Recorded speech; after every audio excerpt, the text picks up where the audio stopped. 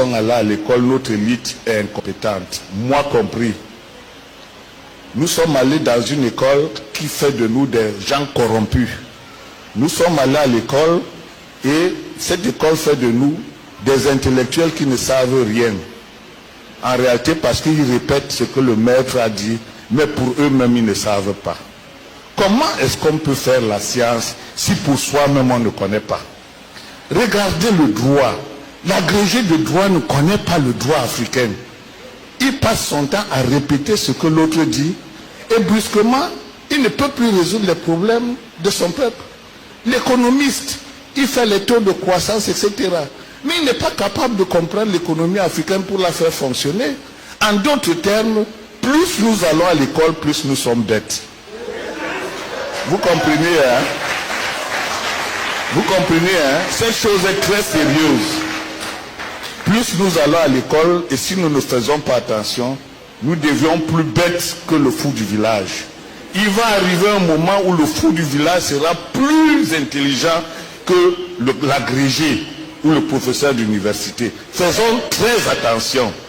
Regardez très bien, depuis que l'Afrique a eu tous les agrégés et tous les professeurs d'université dans les gouvernements, rien ne marche.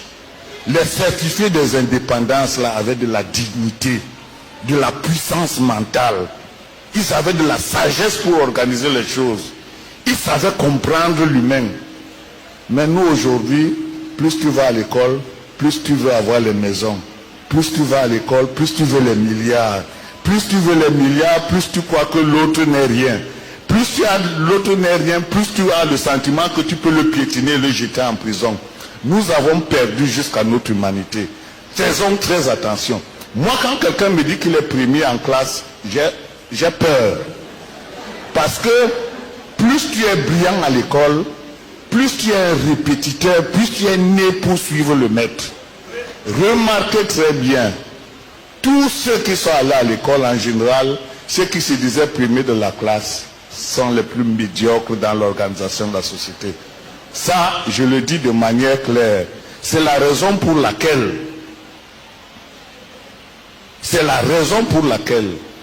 les civils ne sont plus capables de gouverner nos pays. Parce qu'ils ont épousé le modèle occidental de la ruse, de l'incompétence, de la corruption. Et c'est pour ça que ce sont les militaires qui sont de plus en plus les mieux placés aujourd'hui pour permettre à l'Afrique de s'en sortir. Et c'est la raison pour laquelle ce sont seuls les militaires qui déclarent la guerre à l'ennemi et qui peuvent l'attaquer frontalement. Les civils ne peuvent pas. L'école où ils sont allés a meurtri leurs ressources. L'école où ils sont allés a fait des agents du maître. L'école où ils sont allés ont fait les relais du maître. Tout, à 80%, tous ceux qui font les thèses chez nous ne font pas les thèses pour défier le blanc. Ils font les thèses pour imiter le blanc. Pour que les thèses d'université ressemblent à ce que le blanc a déjà fait. Et nous sommes les seuls qui faisons ça. L'Asie ne fait pas ça. Le chinois sait qu'il dépasse le blanc. L'arabe sait qu'il le dépasse. Les Iraniens savent qu'ils dépassent les autres. Nous sommes le seul peuple où le gars fait sa thèse d'université pour suivre son maître. Est-ce que c'est normal? Voilà pour la raison pour laquelle j'ai creusé. J'ai dit que je dois comprendre comment l'esprit fonctionne. Pourquoi est-ce que nous sommes si prompts à suivre le maître alors que nous avons pour nous? C'est ça le fonctionnement de l'esprit. On appelle ça la neurobiologie. Il faut bien comprendre comment l'esprit fonctionne pour devenir un maître soi-même. The CBDM will say there is an improvement in the life of Cameroonians. Apostle Ambe. The first question we have to ask is that these PhD, master's degree, and first degree holders, what contributions have they given to the nation? You cannot tell me that you are developing the minds of people in a country and then the country is not developing. What are they actually learning in those institutions? Secondly, we had a scenario in this country where doctors gathered in Yaoundé and most of them collapsed. Some even attempted drinking poison to die because they were not recruited in the higher institution. It is a cycle. You go to school, you obtain master's or PhD, you join a political party, you are appointed as a lecturer. It ends that most of our educated people come back as teachers. We have people who are teaching nuclear chemistry in Cameroon. They cannot produce a bomb. They teach nuclear chemistry, they cannot produce even grenades. We have people who are lecturing in agriculture. They don't have any farm. We have people who are lecturing in aviation, teaching in different areas, yet we don't have any effective transport company. We have all kinds of business managers in the country, yet no business is managed in the country. The private sector in Cameroon is a total failure, yet we have many MBA students all over the country, masters in business management, yet the private sector is totally a disgrace. It will shock you that those who are even managing business in this country at a higher scale are illiterates. The Kaji, the Fosos didn't go to school. The Foso Victor did not go to school. Then you go and find out those who have MBAs in business management. They are looking for institutions to teach. Are all Cameroonians created to go back to the classroom to teach? What is their job?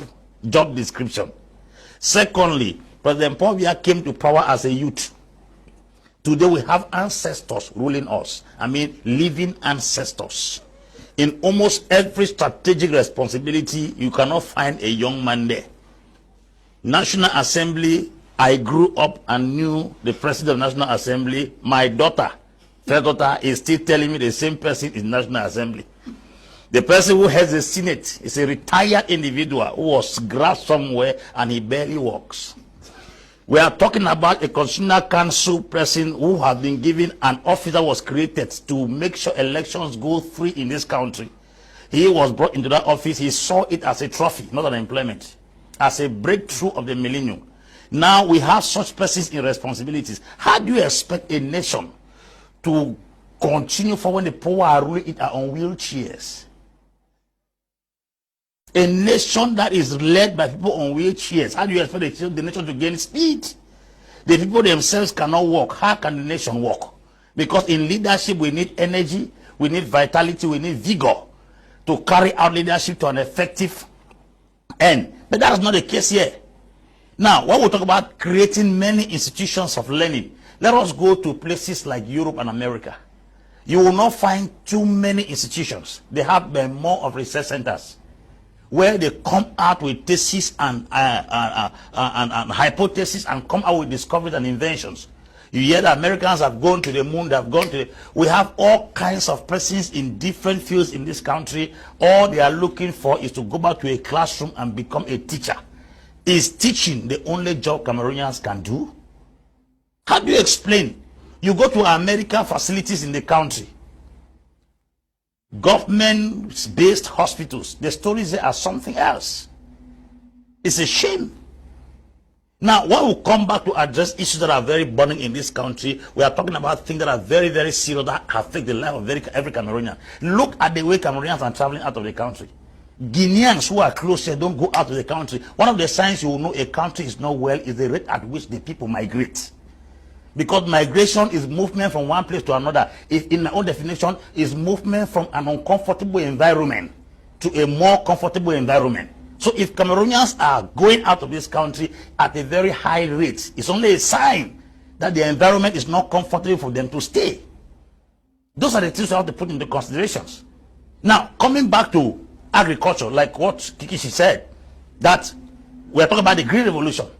Cameroon imports worth 4 billion of money 4 billion worth of onion every year. Onion. But we have a country that grows almost everything. We import worth 42 billion of pork every year. Now, why do we import food? The rate at which we import food in Cameroon is very bad, considering the fact that Cameroon has the most fertile soil under the planet Earth. On the surface of this earth, we have the most fertile soil. I'm sure we're supposed to be suppliers of food to other countries, not depending on other countries to give us food. Yeah. We have an airline system where instead of taking business managers to send there, we send military people to go and head our business organization. We send captains to go and head a business organization. We send even people from Enam who have studied administration to go and manage a business institution. How do we expect our own things to grow? Do you know that we don't have a shipping line in this country? For how many years?